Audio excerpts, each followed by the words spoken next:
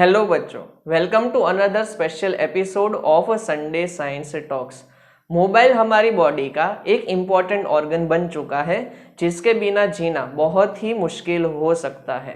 Mobile की वजह से हम पूरी दुनिया के साथ कनेक्टेड रहते हैं और हर कोने की जानकारी हमें मिल जाती है। इसके अनगिनत फायदों के साथ ढेर सारे नुकसान भी होते हैं।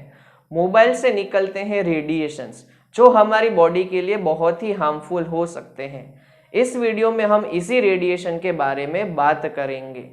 मेरा नाम है केयूर और आप देख रहे हैं साइंस की पाठशाला।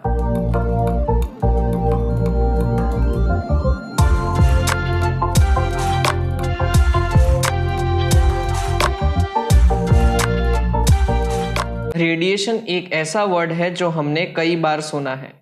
ये एक ऐसी प्रोसेस है जहां एनर्जी वेव्स या पार्टिकल के फॉर्म में पहुंचती है, जैसे कि सन यूवी रेस को अर्थ की तरफ ट्रांसमिट करता है, माइक्रोवेव ओवन खाने को गर्म कर देता है और एक्सरे मशीन से इलेक्ट्रोमैग्नेटिक रेडिएशन बाहर निकल के हमारे बॉडी पार्ट्स की इमेज बनाती है। हम चारों तरफ से रेडिएशन से घिरे हुए हैं। हमारे मोबाइल फोन्स, टीवी, रेडियो और इलेक्ट्रिक पावर लाइन रेडिएशन को रिलीज करती है। इस रेडिएशन को उनकी फ्रीक्वेंसी और वेवलेंथ के अकॉर्डिंग डिवाइड किया जाता है। इन रेडिएशन के ग्रुप को इलेक्ट्रोमैग्नेटिक स्पेक्ट्रम कहते हैं। आपने microwaves, radio waves, infrared, ultraviolet, X-ray के बारे में सुना होगा।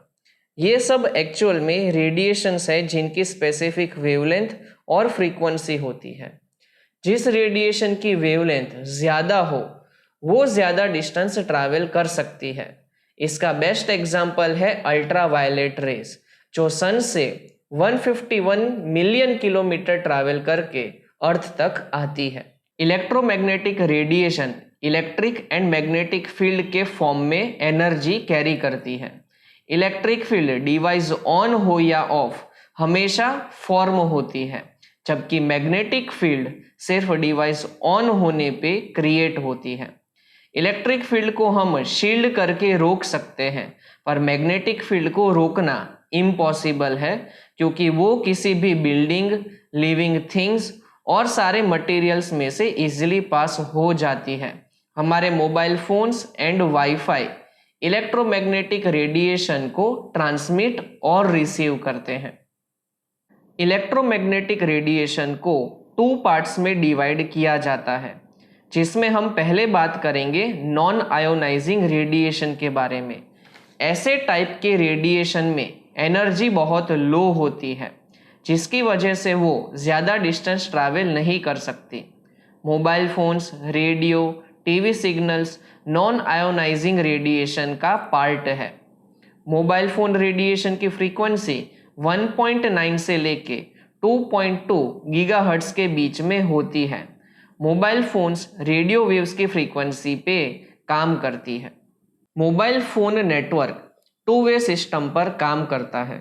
हमारे फोन में radio frequency receiver and transmitter होता है।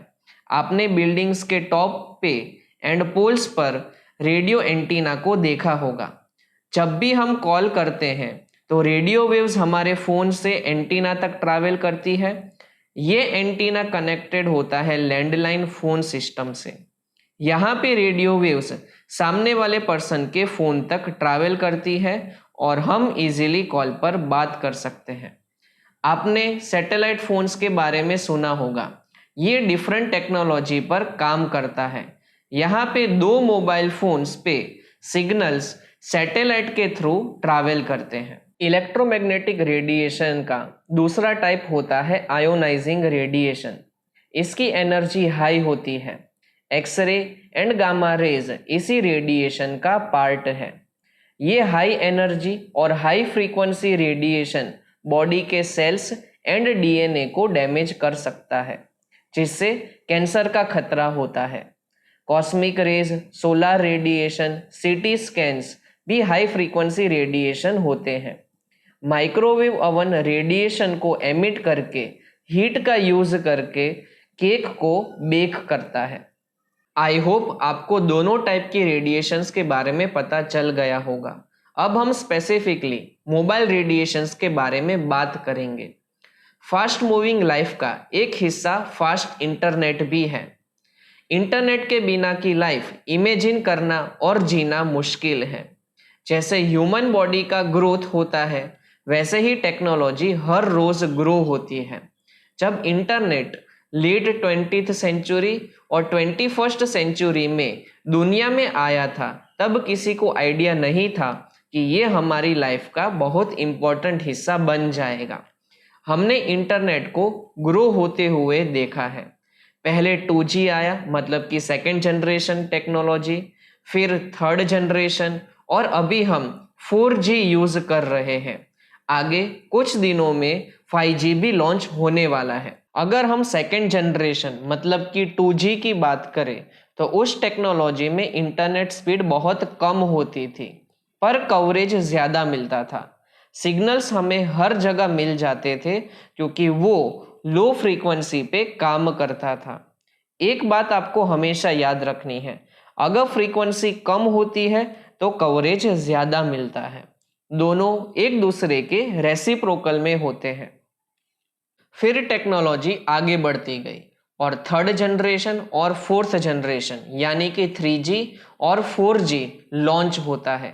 यहाँ 2G के कंपैरिजन में हाई फ्रीक्वेंसी रेडिएशन को यूज किया जाता है, और अगर फ्रीक्वेंसी बढ़ेगी तो कवरेज कम मिलेगा।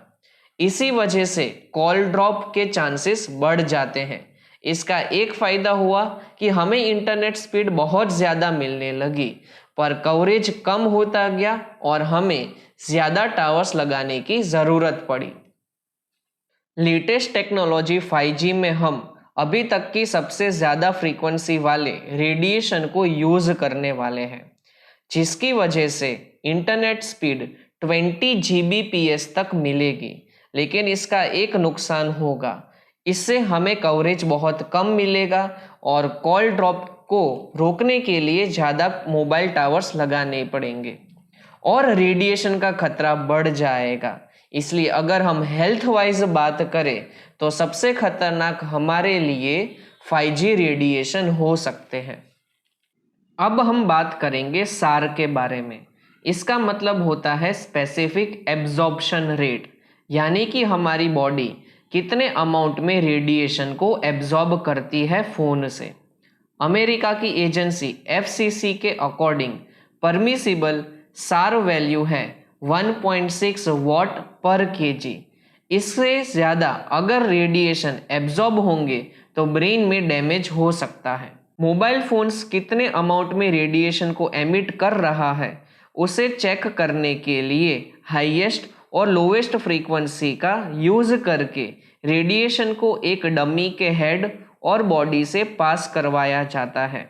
फ़ोन को डमी के पास डिफरेंट हेड पोजीशंस पे रखा जाता है।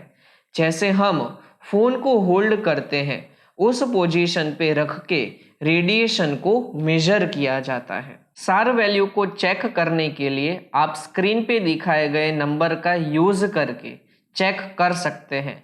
जितना दूर मोबाइल बॉडी से रहेगा उतना कम रेडिएशन बॉडी में ट्रांसफ़र होगा। रिसर्चर्स कहते हैं कि ज़्यादा टाइम मोबाइल फ़ोन पे बात करने से हमारे ब्रेन के कॉर्टेक्स रीजन का टेम्परेचर बढ़ जाता है, जिससे ट्यूमर का खतरा होता है। जब रैट्स पे इसका रिसर्च किया गया तो हार्ट के नर्व्स के अराउंड ट्यूमर्स पाए गए।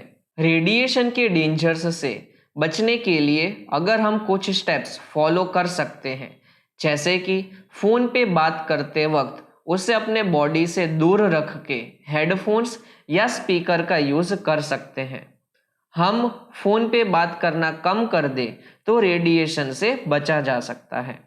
अगर मोबाइल फ़ोन में सिग्नल्स नहीं आ रहे तो बात करना अवॉइड कर सकते हैं, क्योंकि उस टाइम मोबाइल ज़्यादा पावर का यूज़ करके रेडिएशन एमिट करता है। अच्छी क्वालिटी का मोबाइल केस यूज़ करके हम रेडिएशन से बच सकते हैं। जब फ़ोन का यूज़ ना हो तो हम उसे एरोप्लेन मोड में रख सकते हैं।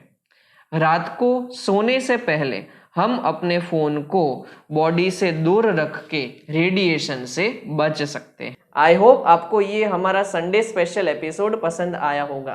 तो इस वीडियो को लाइक कर देना, चैनल को सब्सक्राइब कर देना और अपने फ्रेंड्स और फैमिली में इसको शेयर करते रहना। अब मिलेंगे हम नेक्स्ट वीडियो में।